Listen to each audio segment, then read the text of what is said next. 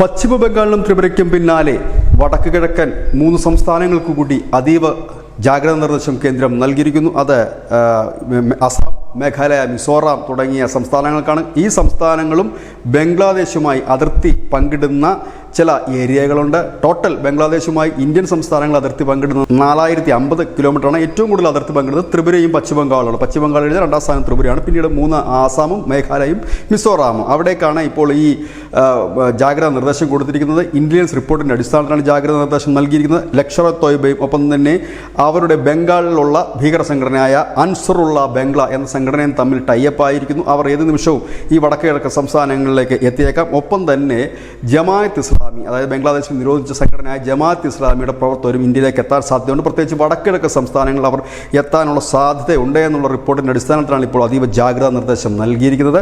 9ഓളം ഭീകര സംഘടനകളാണ് ബംഗ്ലാദേശിൽ വളരെ ആക്റ്റീവായി പ്രവർത്തിക്കുന്നത്. അതിനിടയിലാണ് ജയിൽ മോചിതരായ, ഇല്ലെങ്കിൽ ജയിലുകൾ തകർത്തുകൊണ്ട് ഭീകരവാദികളെ രക്ഷപ്പെടുത്തിയ സംഭവം. ഏതായാലും വളരെ ജാഗ്രത പാലിക്കണമെന്നാണ്. നമുക്കറിയാം, ത്രിപുരയിൽ ഇന്നലെ അവിടേക്ക് തള്ളിക്കയറാൻ ശ്രമിച്ചിരുന്നു. പശ്ചിമ ബംഗാളിൻ്റെ അതിർത്തിയിലേക്ക് കള്ളക്കടത്തുകാരൻ ഉൾപ്പെടെയുള്ളവർ കടന്നു കയറിയിരുന്നു. അങ്ങനെ ഒരു കടന്നു കയറാൻ ശ്രമം നടത്തിയിരുന്നു.